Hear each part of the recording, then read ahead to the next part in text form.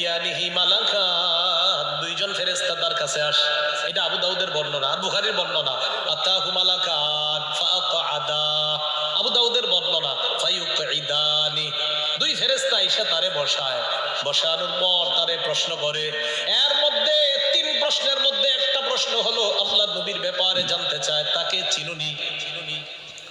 ওই ব্যক্তি ইমানদার হলে যদি তিনটা জবাব সুন্দরভাবে দেয় আর আল্লাহর নবীর ব্যাপারে যদি বলে আশহাদু আন্না মুহাম্মাদার রাসূলুল্লাহ, আমি সাক্ষী দিচ্ছি তিনি আল্লাহর রাসূল, এই কথা বলার পর ওই ব্যক্তিকে বলা হবে উনজুর ইলা মাকআদিকা মিনান নার, তুমি তোমার জাহান্নামের আসনটার দিকে তাকাও, এটা তোমার জাহান্নামের আসন। তো এই ব্যক্তি জাহান্নামের আসনের দিকে তাকাবে। এরপর বলা হবে আবদালাকাল্লাহু মাকআদাম মিনাল জান্নাহ, জাহান্নামের আসনের পরিবর্তে আল্লাহ তোমাকে জান্নাতের আসন দান করছে। আবু হুরায়রা রাদিয়াল্লাহু তাআলা আনহুর বর্ণনা, তিনি বলেন খরাজা রাসূলুল্লাহ সাল্লাল্লাহু আলাইহি ওয়াসাল্লাম যাতা ইয়াউমিন আও যাতা লাইলা, একদিন রাতে অথবা দিনে রাসূল বাসা থেকে বের হলেন। কোথা থেকে বের হইছে? রাতে বা দিনে।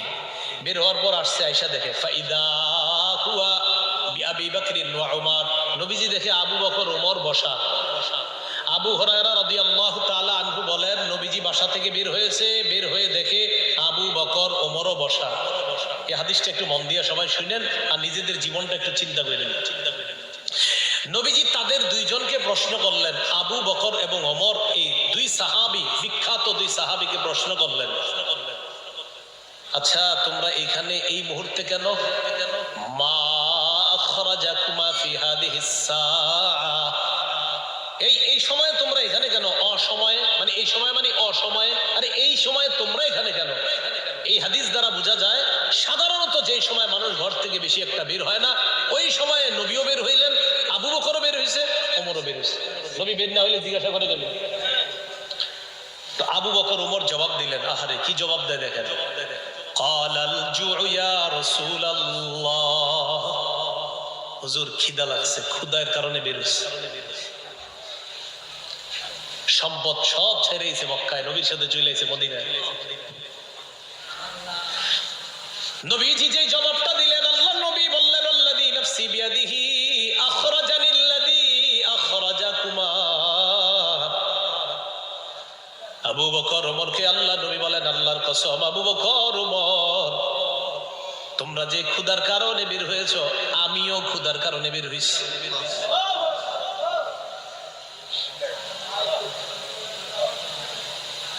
আমি যখন এটা পড়ছি বিশ্বাস করেন কি দেখেন, দুই সাহাবীর আগে বলছে কেন বেরোছো? হুজুর ক্ষুধা। নবীজি কয় আমিও তো ক্ষুধায় বেরোছি। কওমু, চলো আমার সাথে চলো। ফাকামু মাআ, দুই সাহাবী আল্লাহর নবীর সাথে চললেন। ফাআতা রাজুলাম মিনাল আনসার, এক আনসারী সাহাবীর বাড়িতে গেলেন। ফাইদা হুয়া লাইসা ফি বাইতিহি, সাহাবী বাড়িতে নাই। রাআতহুল মারআ, ঘর থেকে আনসারীর বিবি দেখা ফেলছে, সর্বনাশ, আমাদের বাসায় এই তিনজনকে। আল্লাহু আকবার, মহিলা চিনে ফেলছে। ভিতর থেকে বলতেছে মারহাবা, স্বাগতম স্বাগতম। এমন মেহমান পাইলে কে স্বাগত না জানায়? আরে সাহাবী রাসূলুল্লাহ সাল্লাল্লাহু আলাইহি সাল্লাম আর আবু বকর ওমরকে যখন আনসারী সাহাবীর বিবি দেখলেন, ভিতর থেকে বলা শুরু করলেন স্বাগতম স্বাগতম, আপনারা ভিতরে আসেন, ঘরে বসেন। নবীজি ঘরে গিয়ে বললেন এই না ফুলান, স্বামী কোথায়? মহিলা ভিতর থেকে জবাব দিলেন যাহাবা ইস্তাজিবু লানা মিনাল মা, হুজুর বৃষ্টি পানি আনতে গেছে আমাদের জন্য। এবার দেখেন কি হয়, ইতিমধ্যে আনসারী সাহাবী আসছে। আসার পর সাহাবী দেখে বাসায় নবীজি, আবু বকর ওমর। আচ্ছা একটু ভাবেন তো মনে মনে, ওই যুগে যদি আপনি হইতেন আর যদি বাড়িতে গিয়ে দেখতেন হঠাৎ নবীজি আর আবু বকর ওমর আপনার ঘরে,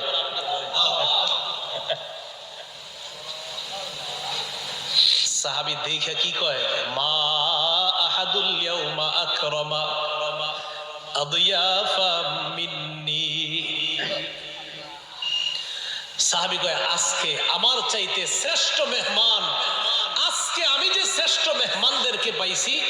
আবিল আজক, খেজুরের ছড়ি নিয়ে আসছে, ফিহি বুসরুন আর রতবুন ওয়া ইয়াবিস, শুকনা খেজুর আছে, ভিজা খেজুর আছে, কাঁচা খেজুর আছে। আইনা কয় যেটা মন চাই এটা খাই। আখাজাল মুদিয়া, ছুরি নিছে, চাকু নিছে। নবীজি কই যাও? হুজুর পশু জবাই করতে হবে। কি জবাই করবে? মাথা মানে পেরেশান হয়ে গেছে, আমার এই 3 মেহমান নিয়ে কেমনে মেহমানদারি করবে? পশু জবাই করতে হবে।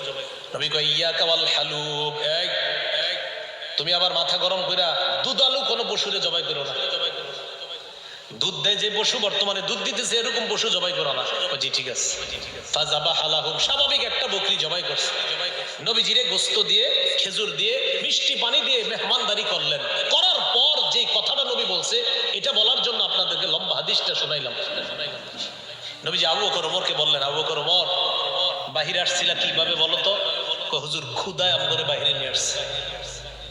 নবীজি কয় আবু বকর ওমরকে বললেন, এখন খাইছো? হ্যাঁ।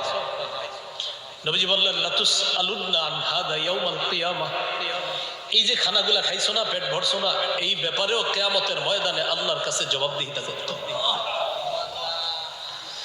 অবশ্যই অবশ্যই তোমাদেরকে এই ব্যাপারে জিজ্ঞাসা করা হবে। এই খানা খেয়ে আল্লাহর ইবাদত করছো কিনা, এই খানা খেয়ে তুমি সঠিকভাবে চলছো কিনা, আল্লাহ তোমারে খাওয়াইছে, খাওয়ানোর পর আল্লাহর হুকুম তুমি পালন করছো কিনা, এই ব্যাপারে জিজ্ঞাসা করা। তো বুঝাইতে চাইলাম, এই সূরা তাকাসুরের শেষে কি বলতেছে দেখেন। প্রথম দিকে বললেন সম্পদের কারণে আমারে ভুলে যাও, এরপরে বললেন কবরকে স্মরণ করো, শেষের দিকে বললেন এই নিয়ামতের ব্যাপারে জিজ্ঞাসা করবো কিন্তু। আল্লাহ বলেন, আল্লাহকুমুত তাকাসুরু হাত্তা যুরতুমুল মাকাবির, সম্পদের প্রাচুর্যতা, প্রাচুর্যের প্রতিযোগিতা তোমাদেরকে আল্লাহ থেকে বিমুখ করে দিয়েছে, আল্লাহ থেকে দূরে সরায়া দিয়েছে। তাহলে আল্লাহকুম তোমাদেরকে ভুলিয়ে দিয়েছে, আত-তাকাসুর প্রাচুর্যের প্রতিযোগিতা আল্লাহ থেকে ভুলিয়ে দিয়েছে, ভুলিয়ে রেখেছে তোমাদেরকে, গাফেল করে রেখেছে। কতদিন? হাত্তা যুরতুমুল মাকাবির, কবরে যাওয়া পর্যন্ত তোমাদের এই প্রতিযোগিতা চলতেই থাকবে। কবরে যাওয়া পর্যন্ত তোমাদের এই প্রতিযোগিতা চলতেই থাকবে। তো এই কথাটা আল্লাহ পাক রব্বুল আলামিন জানিয়ে দিলেন। সহিহ বুখারীর বর্ণনা 6425 নম্বর হাদিস। এই হাদিসটা বুঝার আগে বুঝেন, বাহরাইনের গভর্নর নবীজি যাকে বানিয়েছিলেন তার নাম আলা ইবনুল হাজরামি, নবীর এক সাহাবী। তাকে নবীজি বাহরাইন দেশের আমির বানাইলেন। বাহরাইনের নাম শুনি না আমরা? তো বাহরাইনের আমির বানাইলেন যাকে, তার নাম আলা ইবনুল হাজরামি।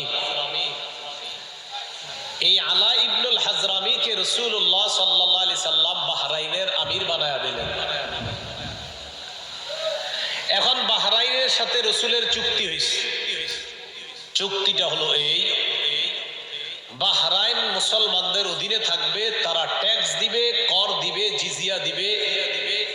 তো নবীজি কি করলেন, তার এক সাহাবীকে পাঠাইলেন বাহরাইন থেকে কর বা জিজিয়া বা ট্যাক্স নিয়ে মদিনা আসার জন্য।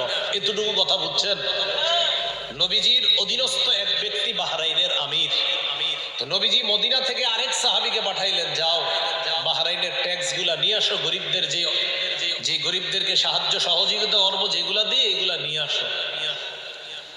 এতটুকু বুঝে থাকলে হাদিসটা বলবো। এতটুকু বুঝছি তো সবাই? আচ্ছা।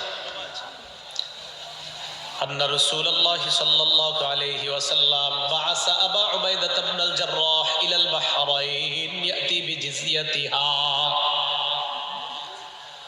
আবু উবাইদা ইবনুল জাররাহ রাদিয়াল্লাহু তাআলা আনহুকে রাসূল বাহরাইনে পাঠাইলেন ট্যাক্স আনার জন্য। বলেন তো বাহরাইনের আমির কে? আরেক সাহাবী।